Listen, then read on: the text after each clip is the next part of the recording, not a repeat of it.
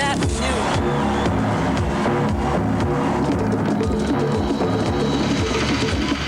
I shall resign the presidency effective at noon tomorrow.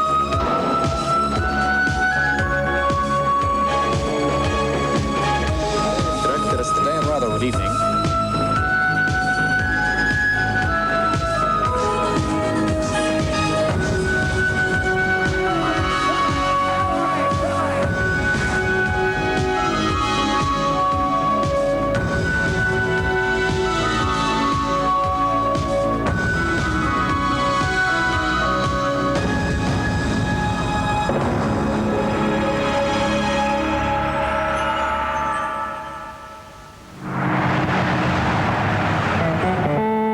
WINZ Miami. It's 80 Miami, 80 Fort Lauderdale, also 80 on the beach at QAM. Miami Beach, Florida, a holiday playground for millions of Americans. But Miami has its violent side too. 100 murders every year. One of these murders involved television. In June 1977, police found the body of an 83-year-old widow, Eleanor Haggart. She had been shot. 4 days later, Ronnie Zamora, aged 15, was arrested and charged with the killing. It seemed just another brutal murder statistic.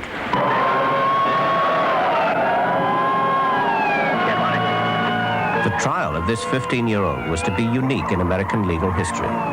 His defense lawyer admitted the murder, but argued that Zamora had been driven temporarily insane by watching too much television, especially violent detective thrillers. Zamora wasn't on trial alone. Television, too, was in the dock. It has been demonstrated that the average child watches thousands of killings on TV. Now, a child like Ronnie Zamora maybe sees 5 or 10 times that many killings. When one has seen that many killings, the death of a human being in that type of situation is no more significant than swatting a fly. Your Honor. Ronnie Zamora's mother testified to her son's compulsive addiction to television, and his particular favorite was the crime series Kojak. We have information that Dr. Gilbert... Pac-Man. Neil Pac-Man. He's a machine cracker. He put the money in the slot. Out comes the bodies, cops, racketeers, husbands, wives, kids. He'll kill anything. He actually begged me to convince my husband to shave his head like Kojak. It's silly, but he had that in his mind. He just thought that the way Kojak works in his TV series, he's the greatest of them all. Like, whatever he did there, it was the real thing. Like, it was not, nobody else could do it better.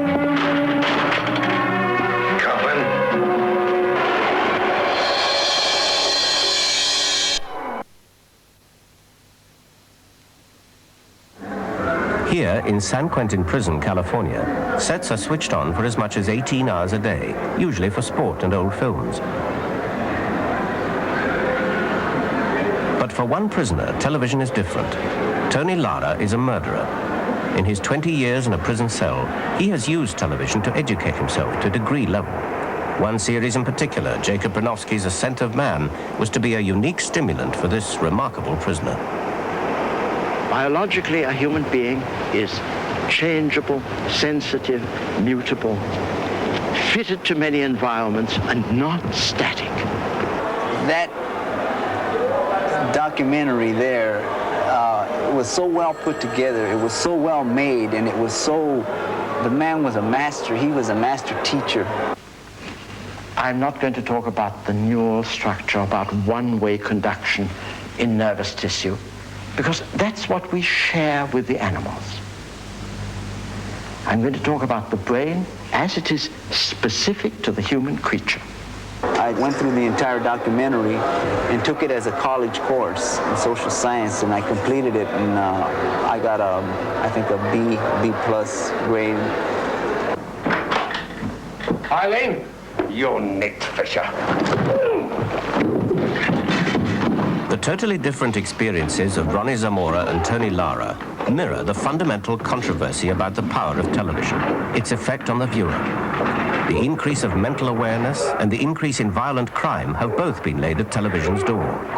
Television, it seems, may stimulate appetites for good or ill. And this is for anyone It teaches you how to rob a bank, how to talk back to people, how to be offensive, how to be aggressive. There's a lot of violence on television that I think that's a very poor example. Violence is one of the herbs. It's one of the spices. It's one of the things that you can put into these programs that will help you get audience, and they do. Sex is another one of those seasonings. I'd like to see the coyote eat the road runner, and I'd like to see Knievel blown to bits. I'd like to see Rex Humbert lay his hands upon Maud Amy, but I'd love to see that Dolly Parton's tits. Yeah, I'd love to see that Dolly Parton's tits. The more dramatic, the more violent, the more controversial, the more eye-catching, the more they're interested, because we have this great race for ratings and viewers and things of that sort. I think it's a rather unhappy fact, but it is a fact, in my judgment. I rather think of it more as a billion-dollar penny arcade with flashing lights and colors and all kinds of games and hyped excitement.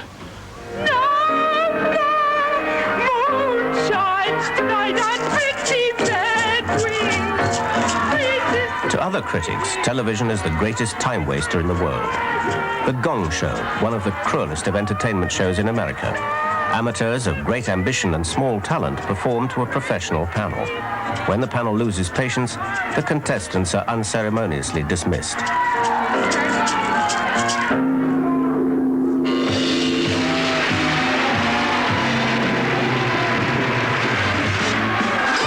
A few seconds of fame on the box is worth any amount of indignity.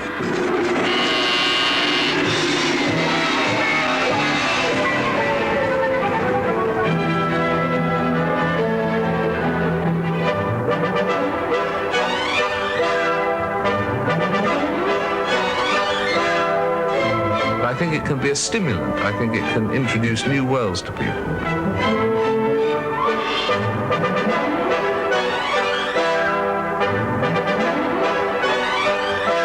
At its best, it can trigger off appetites that will be followed up by their reading books and so on. So I think in general it offers people a fuller rather than a narrower life. Television offers classic drama an even wider life. More people have seen Shakespeare on their TV sets than all the theatre audiences since the plays were written 400 years ago. Blow, winds, and crack your cheeks! Rage, blow! You cataracts and hurricanes! Spout till you have drenched our steeples, drowned the cocks! You surplus and thought-executing fires won't couriers to out beaming thunderbolts! Singe my white head!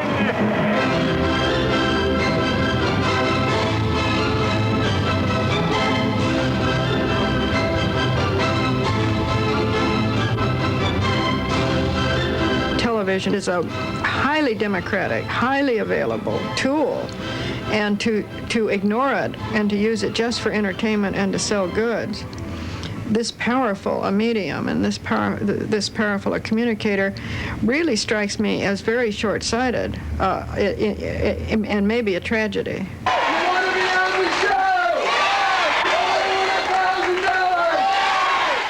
Unfortunately, I see throughout the world it's a horrible problem that television has become games. Everywhere there are games. I mean, you could put all your talent of your life in a little beautiful 1-hour film, but millions of people would rather see a game or another.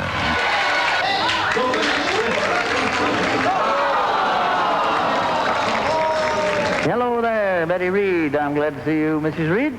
Good to see you, Jack. Well, here we are, ready or not, aren't we, Mrs. Reed? Huh? Shaking and shivering? Am I? I am. Oh, you are? Excuse me, I thought it was me. Where are you from, Mrs. Reed? Nothing can be worse than this. Nobody has yet thought of a worse one. It's called Queen for a Day. It was amazingly popular, and it was a program that had 3 contestants, and each was to tell the story of her wretched life and how bad things were. Her husband is ill, the children weren't being fed. Think of your worst you know. And the competition was for them to top each other. One had to tell a sorrier story than the other. Well, I'd like to move to San Diego. You see, my husband's in the Naval Hospital there. Oh. And he's not able to come back to the Valley because he has bronchial asthma. Well, I would ask for either one or a pair of artificial legs for my husband. For goodness sake. And fruit. So why do you want the twin beds? Well, two of my sons have to sleep together, and the one 4 years old has cerebral palsy. Yeah. And he has to sleep in a large shoe and a large brace.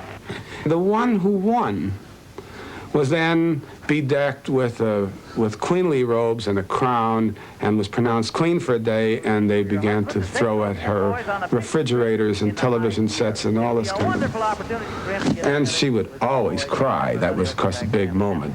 Congratulations to you and best wishes for a real thrilling race. Now, Mr. Jack Bailey says goodbye. I think we wish you to make every lady in America queen for every single day. I mean it. Thank you. I don't know what kind of mind could have conceived such a show or even thought that this kind of show ought to be on there, but it's truly the worst. Portrait of Queen for the Day, the Cinderella Show, has been brought to you by Dan, recommended by every maker of automobiles. When you talk to these people and say, well, why do you have all that trash? They'll say, that trash is what the people want. You say, well, what do you mean? How do you corroborate that? And they say, well, look at the polls, look at the stats here, indicated that millions of people watch this particular show and that show.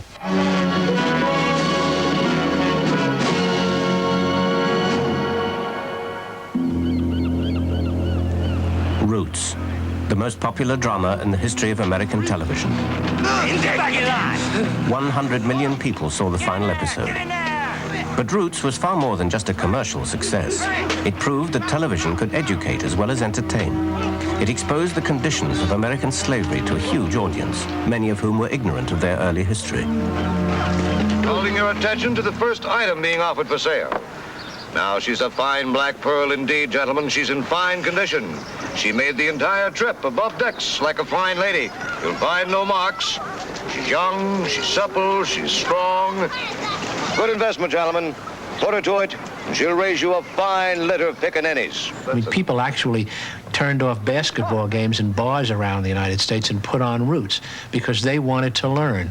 And they wanted to learn on their terms. They wanted a terrific drama, excitement, stars, and under that conditions, they were more than happy to learn. Good lines to that one. Look at his eyes.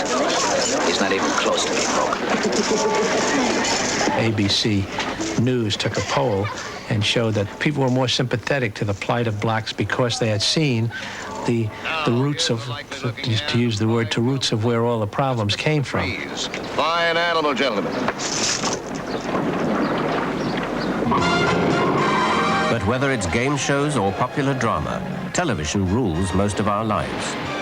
By the age of 21, these children will have spent over 3 years watching television. Already, the effects can be frightening.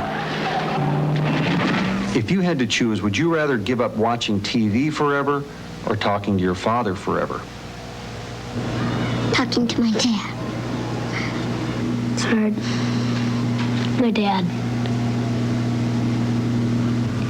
Give up TV forever.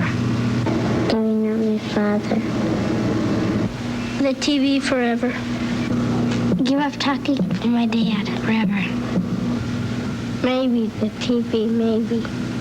Every night, less and less people talk to each other than they ever talked to before in the history of the world. So in that respect, it's antisocial. Entertaining, but antisocial. People may not talk to each other because of the antisocial effects of the box. But paradoxically, television has talked to thousands of people in a unique way. One of the most remarkable innovations in Western education, the Open University in Britain, is now in its 15th year of broadcasting.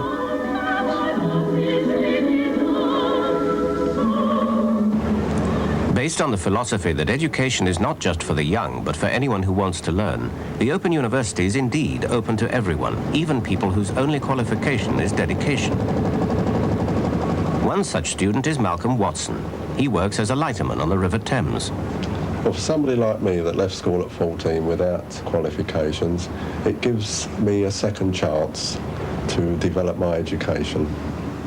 when you finish work and you come home and sometimes physically tired, it's not easy to come up here and study, actually. But there's nothing that's worthwhile is easy. Malcolm Watson devotes 12 to 15 hours a week to his arts degree course. It will take him 6 years to complete, and television is the vital link. Now, whatever the Elizabethans made of A Midsummer Night's Dream, they didn't treat it as a Teutonic fairy tale. It makes it more alive, the study. I was doing a course, The Augustan Age of Rome, and the first television programme actually took you to Rome, and it made the written work more enjoyable. It brought it alive, you know, the actual television production. Try to reopen this question. Since 1971, more than 70,000 people have obtained degrees through the University of the Air. Affirming.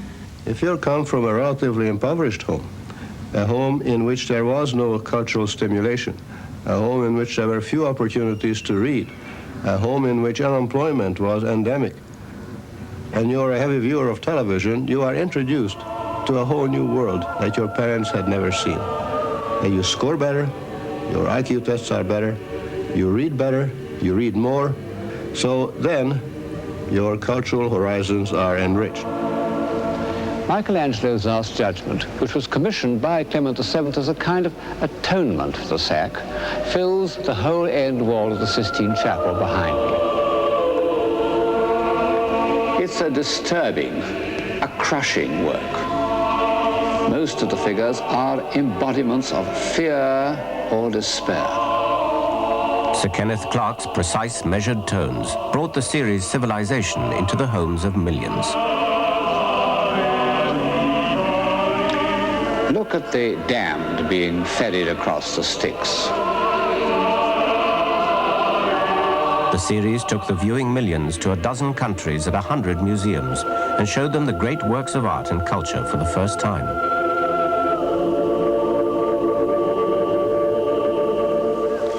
Television also introduced the armchair viewer to other people, strange, remote beings thousands of miles from the viewer's cozy domesticity, part of our disappearing world.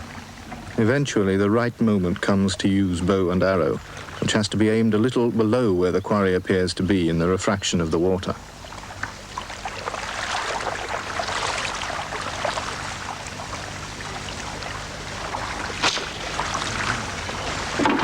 Perhaps for the first time, we let people in Britain see other people who, as far as they were concerned, were sort of no more nor less than exotic savages or strange people almost from another planet.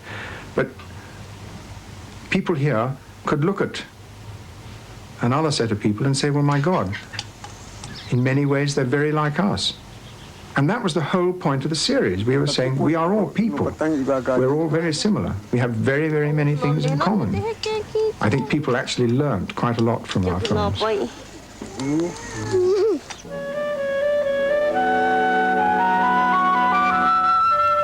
But of all documentaries, natural history has the biggest appeal. Television has the ability to take viewers on a journey to see the strange wonders of the animal world, and everywhere the viewer is entranced.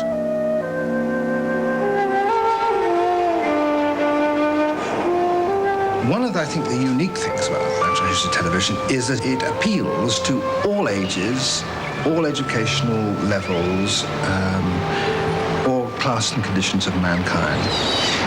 So that I think an interest in the natural world is deep within us, and most of us never lose it. It's stunningly beautiful for the most part. It's full of drama. It's unexpected.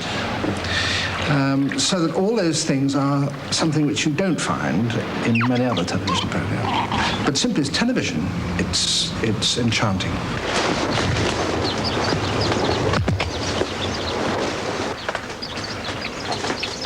There is more meaning and mutual understanding in exchanging a glance with a gorilla than any other animal I know. And it's very, very rare that there is any violence within the group. Sometimes they even allow others to join in.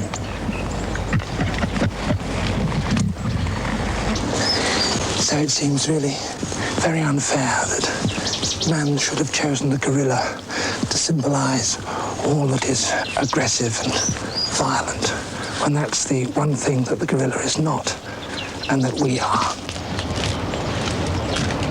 It's educational. I myself have become semi-scholastic watching some of the documentaries. Very informative, yes, at the same time. Children, I think, are speaking earlier and younger speaking at an earlier age. They're getting much more informed. I mean, so they watch programs with animals in, which who's going to see lions in an ordinary course of a day before television? You can see them now. It's very instructional. It is a Jekyll and Hyde of entertainment. It really is. Did you put the cat out? No, it's too cold for it tonight. Oh, I suppose so. 1984, two male comedians in bed together. It's in the bed! It was too cold for it, didn't I? No one complained. No one thought it controversial. 25 years before, television wouldn't even allow a married couple to be seen in bed together. And when we showed bedroom scenes, they had to be twin beds in those days. They had to be. You were not allowed to be in a double bed. We were censored. We could not say the word pregnant. I mean, you couldn't say anything. Anything with sex, politics, or religion, you couldn't touch. By the mid-60s, those innocent days were over. Programs became skeptical and irreverent, even about religion. Anything could be touched. Everything was fair game. Same with your Jewish television. Hey, look, on your Christian BBC, see, yeah, they have your match of the day on Saturday night, right? Right. But on your Jewish television, on your I'm laughing, listen, on your Sabrina Delafonte Solly Bernstein television, they have to have their match of the day on Sunday afternoon, see? I suppose they have a rabbi introducing them too. They do. Jimmy Hill. The language of television, too, became much more robust and down-to-earth. Look, I told her not to expect a palace, but I didn't say nothing about scruffy old gits having a bath in front bar in the front dining room. Brings down the whole tone of the place straight away. Manners were slightly more polished in 1964. Even so, Dennis Mitchell, in his northern documentary The Entertainers, had to face censorship.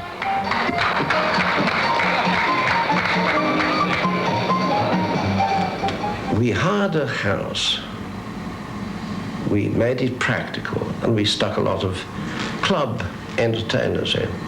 And the idea was just watch them, see what happens. Now, there was one young girl who was a striptease girl.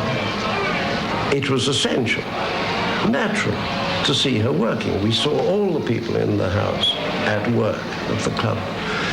And this shot, which I promise you, did not last more than 3 seconds, was the climax of her act where she simply took her top off. 3 seconds. Banned by the IBA, truly. Questions of sexual morality and so on, questions of dealing with death, all these things actually, which did cause an awful lot of trouble 20 years ago, don't cause any trouble anymore. Shocking the viewer is very often something that you have to do if you are going to get the full force and impact out of a dramatic scene or a dramatic play. In the award-winning series The Jewel in the Crown, there was one sequence which disturbed even the tolerant viewers of the 80s. It was the soundtrack that upset them more than the visual. The sounds are heard before the scene starts and run through the scene. And of course, a lot of people, I think, don't know that women do make sounds like that. I think it was important to show that scene exactly as it was shown. You mustn't pull back because you think that some people, will be upset. Good evening.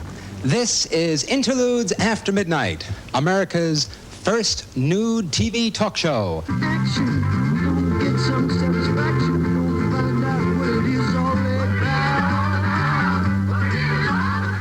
It is now possible on television to discuss sexual matters much more openly, to depict a greater variety of sexual practices more openly. I think that's to the good. I think that children imbibe the idea, subconsciously probably, that because it's on, Mum and Dad approve, you know, there's adult approval for all this. And this is the kind of world into which they're growing up. Okay, that's right. Hi! Woo! Hello, and welcome to Broadening! The balloons are cascading, the flags are unfurled, as we bring you willies from all around the world. Okay, let's give her a big hand. She'll certainly need one. One program in which was supposed to be a comedy thing, in which naked men dancing around together and having balloons attached to their body as indicative of certain organs of their body and so on. Crude and offensive, really. Viewers were being turned into peeping toms. It makes the parents, it makes family relationships less powerful, much less of a formative, shaping effect on a child's development.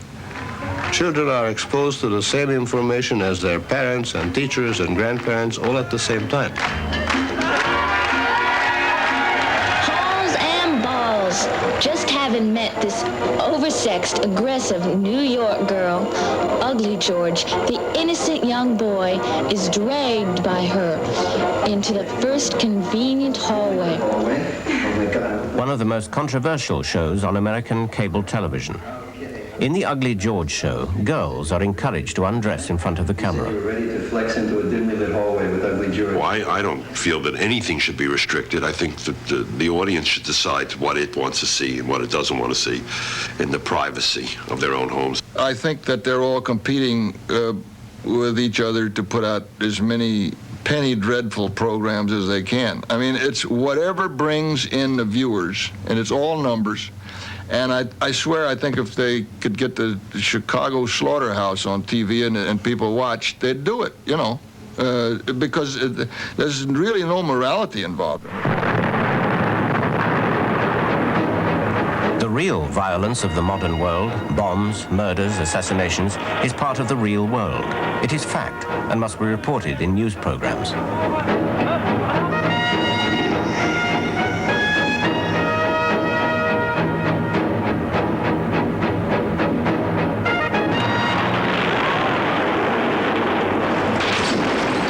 Pretend violence of the dramatic world, bombs, murders, assassinations, is part of the fictional world. This mirrors the real world and makes drama. What violence is a cheap industrial ingredient injected into poor programs to prop up their rating with a minimal and generally acceptable action. It's called action in the trade, not violence.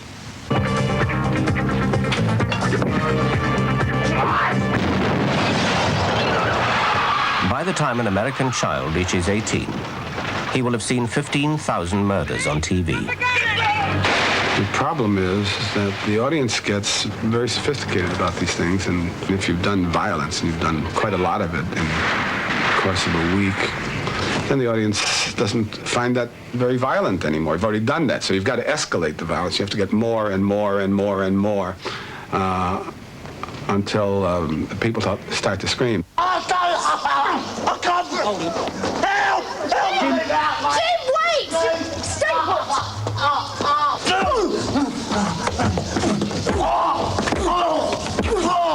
By showing this kind of thing, are we brutalizing people? You have to then ask the question, what impact is this not desensitizing us all? And I think it is.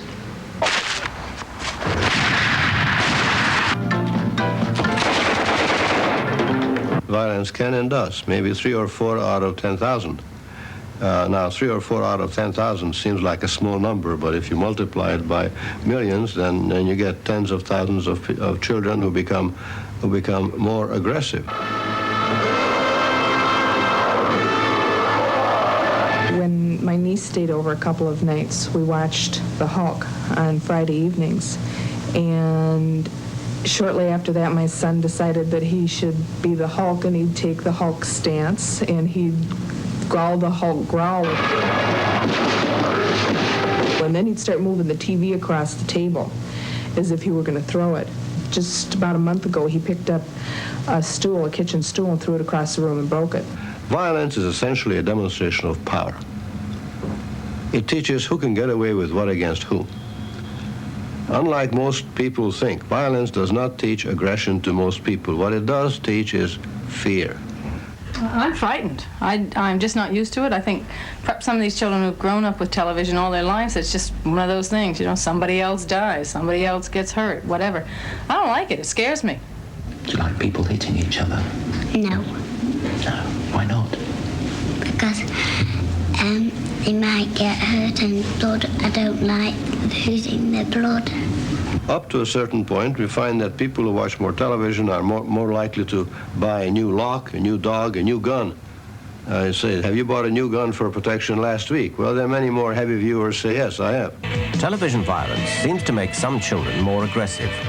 It seems to frighten some older people into believing that the outside world is more violent than it actually is.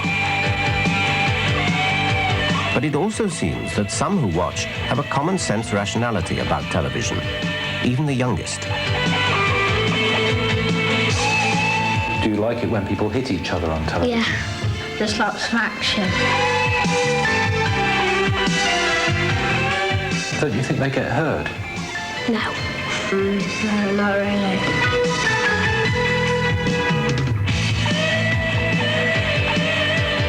They just make the film so it's not happening. Well, the people aren't getting hurt. They're just kind of playing on it, you know. It's not real. No.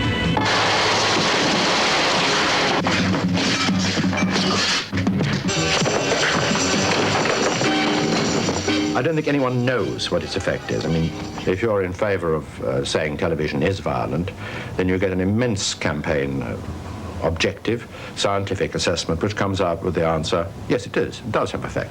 But if you're the other and you put a lot of money into research to prove that television has no effect on violence, well, you tend to get that effect too. So I don't myself believe the findings of that kind. So that you will buy the product. Back in the courtroom at the trial of Ronnie Zamora, the jury had to decide whether TV violence had affected his mind and led him to murder Mrs. Haggart. The more people want to see it. The defense lawyer, Ellis Rubin, made his final plea. Television has changed when we eat and when we sleep and when we kill and when we don't kill. And how to kill, and the good guys can kill, and the bad guys can kill, and it all comes on the tube again next week. Same time, same station. The defendant will rise. Publish the verdict. After deliberations lasting for less than 2 hours, the jury reached their decision. Verdict. We, the jury at Miami-Dade County, Florida, this 6th day of October, A.D. 1977, find the defendant, Ronnie Albert Zamora, as to count 1 of the indictment, guilty of murder in the first degree. So say we all. And John Kateb, foreman. The defense had failed to convince the jury that TV violence had affected Zamora's mind. Television, on this occasion, had been found not guilty. Someone is coming! It's your turn! Dreadnoks, Cobra needs you. You must attack. But television's greatest effect is caused by the fact that it's an industry with commercial interests. Dreadnoks! Evil is written all over their faces. Dreadnoks! Nothing on television is more controversial than the commercial. Critics say it turns the media into a Turkish bazaar, selling anything to everybody. Pilot, cross-reference and computerize it to make sure that every man, woman, and child... TV advertising today is a huge multi-million-pound industry, the most powerful selling agency in the world. And the secret, grab the attention of the audience in any way possible. Incredible what you can do with that much extra time. System translated into French, German, Spanish, Italian, Norwegian, Finnish, Swedish, Polish, Portuguese, Romanian, Hungarian, French, German, Chinese, Swahili...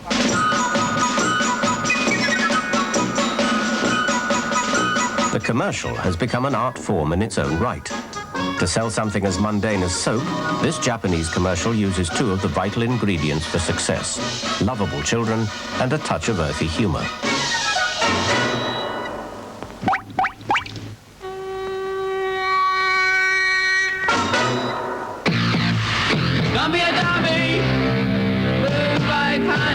TV commercials today can be as elaborately produced and more expensive to make than many programs. To sell jeans, beat music and sexy bottoms make an irresistible combination, especially for the young.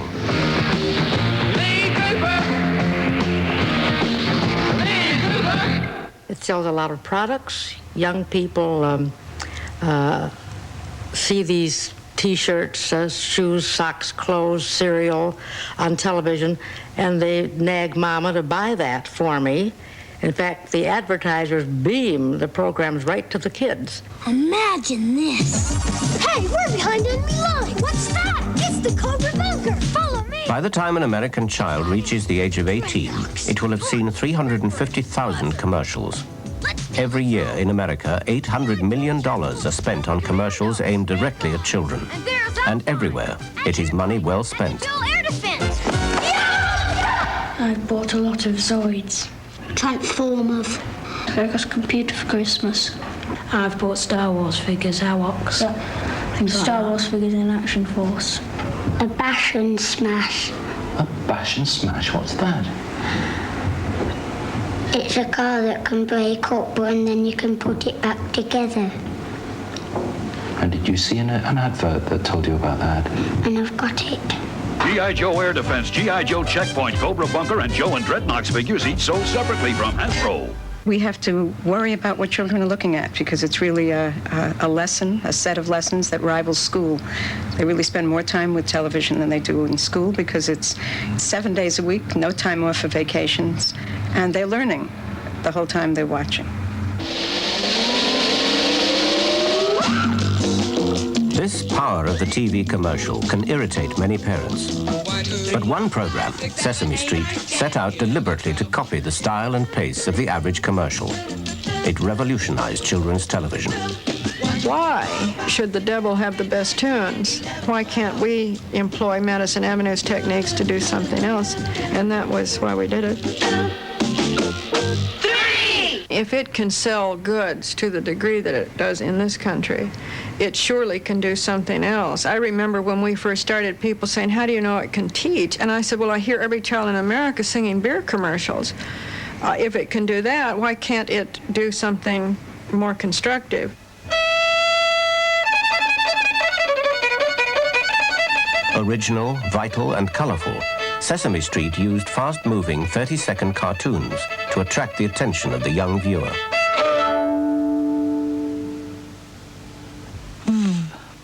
Violin.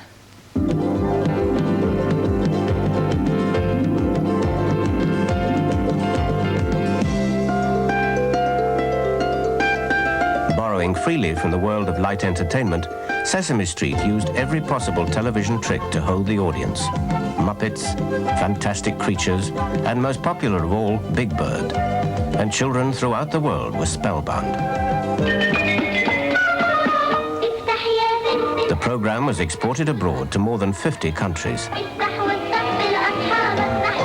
Sesame Street proved television's remarkable ability to spark young minds. It sought to teach basic numbers and letters, especially to deprived children. And the results are impressive. 1, 2, 3. Virtually all early childhood teachers would tell you that it's moved the agenda up, that kids now are taught to read at 5 rather than 6. Studies indicate that early readers have an advantage and maintain that advantage throughout life. A girl named Violet put a V in the ground, and up grew a vine with V words all around. Our reading scores are up in public schools throughout the country. They are dramatically up in inner city schools. At the top, there was a railroad station, so she got on the train and took a vacation. But nowhere is the potential of television for good greater than in the Third World. Most people here live in remote villages with no electricity and earn too little to afford their own TV set. Schooling is often non-existent and the rate of illiteracy high. But in 1975, a remarkable pioneering experiment known as SIGHT was set up in India. Educational programs were transmitted by direct satellite broadcasting to 150,000 remote villages. satellite TV appears to be rather incongruous in a country such as India. On the other hand, you might say that if TV can do anything in communicating things to people, if it can at all be used for educational purposes, then countries such as India need it more than even the developed countries do. He felt that this way we could bridge the gap. We could get to places we wouldn't get to otherwise for a very, very long time, because signal from a satellite rains down as democratically as sunlight. In the site experiment, hundreds of community sets were provided in the villages for mass viewing. Programs broadcast included science lessons for children, as well as hardcore instructional programs for adults in subjects like agriculture, family planning, and health. The experiment was an astonishing technical achievement. It also became a powerful influence on the lives of many villagers. We found out what time was best for planting, when to water the plants, when to manure them, and when to use pesticides to kill the insects. We learned not only about feeding cattle, but how to look after them, how to give them injections, and what type of medicine to use. Some remarkable things came out. For example, large gains in areas of health and hygiene. But in addition, what was more important, that gains increased in practically every area with the degree of viewing. People who watch more gain more. What has been more interesting was, since the women and illiterates started at a lower base, their percentage gains were higher. So in a sense, it turned out that those who had less got more out of this. In our view, television is a local medium. It must reflect the color and the idiom and the problems of the local people. They must have access to it. And it must be used for education and development. It cannot be used simply like Western countries use media. Yes, it is. It's a long way from here. It's a long way from. And how can we get there? It isn't far. It isn't far. It isn't far from here. It isn't far from here. No bigger contrast exists between much of Western television and Eastern television than here in China. The most popular program in China isn't a pop show, a chat show, or a crime series.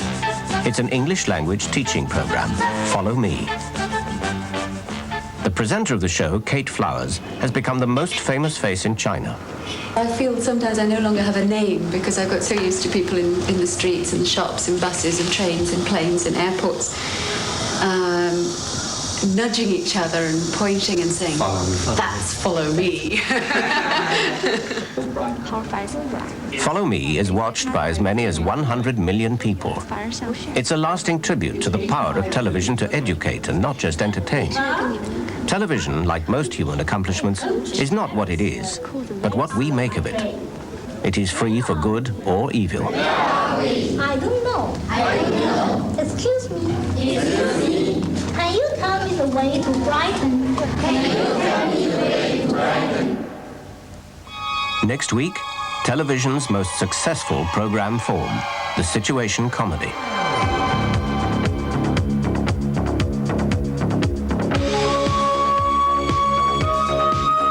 An innocent girl, deaf and unable to fend for herself, goes to a school dance, setting off a violent chain of events next online in the movie Johnny Belinda, followed by all the cricket highlights in the fourth day's play from Sydney.